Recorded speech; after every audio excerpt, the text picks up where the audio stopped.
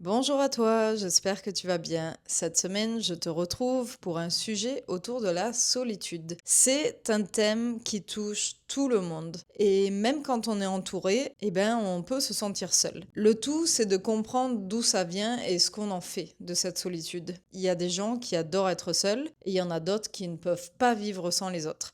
Donc, trouver un petit équilibre là-dedans, c'est quand même sympa. Aujourd'hui, on va regarder 3 cartes ensemble et je vais te poser des questions. Je veux que tu regardes les cartes attentivement puisque c'est dans ces cartes-là que tu trouveras tes réponses. Grâce à l'image, aux illustrations, aux couleurs, il y a quelque chose qui va t'aider à avoir un déclic. Je te laisse observer, bien sûr, ta perception est totalement différente de la personne à côté de toi, donc chacun va y trouver son propre message. Il n'y a pas un message universel, il n'y a pas de message secret à découvrir, c'est vraiment ta perception, c'est donc ton inconscient qui va te donner tes réponses qui sont propres à toi, à ton histoire et tes expériences. Donc c'est parti avec la première carte. La première carte, c'est celle-ci que je t'affiche à l'écran. Cette carte représente la racine de ce sentiment de solitude. Donc observe bien cette carte, regarde tous ces détails. Qu'est-ce qu'il se passe? Qui est le personnage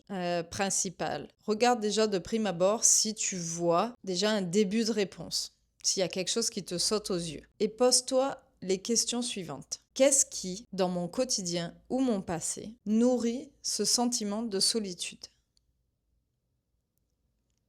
Je te laisse observer la carte, regarde bien et vois ce qui te saute aux yeux quand je te pose cette question-là.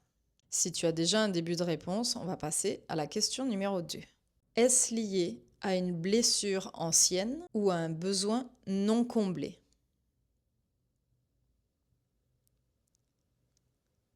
Et troisième question pour cette carte-là, suis-je vraiment seule ou est-ce une perception intérieure?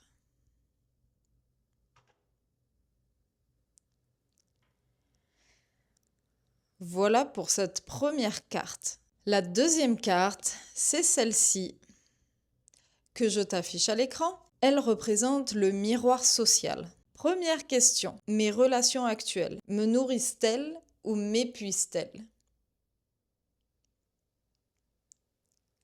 Deuxième question, ai-je tendance à me comparer aux autres ou à chercher une validation extérieure? Et dernière question pour cette carte, comment mes interactions reflètent-elles ce que je ressens à l'intérieur?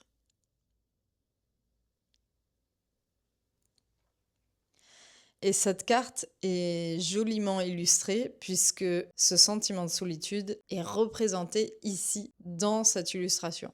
On y voit un personnage regardé par la fenêtre et en fait on y voit plein d'autres scènes de vie qui au final représentent un petit peu le miroir de ce qu'on vit tous les jours, nous et l'extérieur. Et ça peut aussi ressembler à ça sans avoir besoin de vivre dans un building. On va passer à la troisième carte qui est celle-ci. Que je t'affiche à l'écran bien sûr. Cette carte-là, on va l'appeler la voix intérieure. Et avec cette carte viennent encore 3 questions. Qu'est-ce que je peux faire pour me sentir entière sans attendre des autres? Je te laisse observer la carte. Regarde tous ces détails. Peut-être y vois-tu un message pour toi. Peut-être que les pièces du puzzle représentent quelque chose pour toi. L'échelle, le gâteau, les roses, l'épée, le vase. Regarde tous ces détails. On y voit même des petits bonbons. Regarde bien tous les détails. Peut-être qu'il y a quelque chose qui te parle quand je te pose cette question-là. Deuxième question. Quels rituels ou moments de présence à moi-même me permettent de me reconnecter à moi? Est-ce que avoir une petite fringale, ça te fait du bien?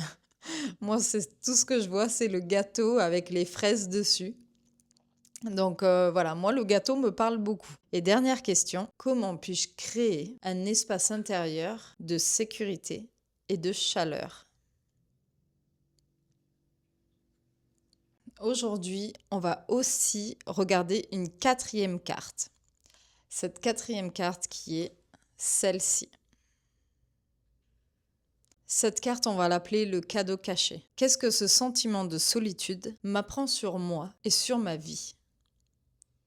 Je te laisse regarder cette carte si tu y trouves des indices pour toi, des indices de réponse qui peuvent t'apporter ce cadeau caché. Comment cette solitude peut devenir une force plutôt qu'une douleur?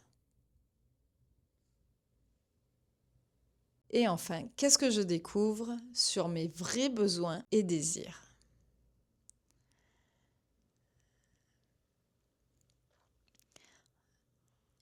Ici, cette carte, il y a quand même plusieurs objets cachés.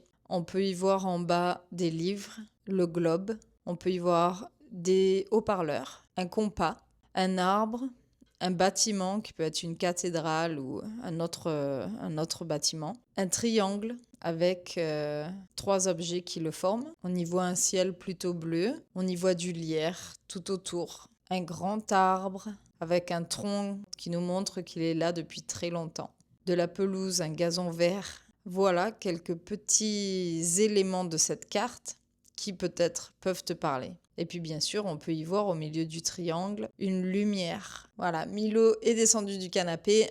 C'est fini pour cette 4e carte. Ce tirage nous rappelle que la solitude n'est pas seulement un manque d'entourage, mais plutôt un signal pour se reconnecter à soi et à nos besoins. Cette semaine, observe tes relations et les moments où tu es seul et essaye d'accueillir ce que la solitude t'apporte aussi de bien. Si cette vidéo t'a parlé, que tu as envie de partager un des messages ou un des éléments que tu as vu dans une carte qui t'a sauté aux yeux, qui t'a parlé, je t'invite à l'écrire dans l'espace commentaire. Cet espace-là, c'est un espace pour toi, pour moi, pour savoir qui me regarde, simplement, et surtout un espace d'échange, parce que oui, je suis derrière cette vidéo, dans ton écran, mais je suis aussi une vraie personne physique derrière, je lis les messages et j'aime interagir avec les gens. Donc n'hésite pas, parce que j'aime lire tous les messages. Donne-moi aussi un petit like qui donne de la force à mes vidéos pour vaincre cet algorithme YouTube qui est pas facile parfois. En attendant, je te retrouve dimanche prochain à 18h heure française, comme d'habitude. Passe une bonne soirée et comme toujours, prends soin de toi. So many times I've heard promises of romance, but there's something about you that makes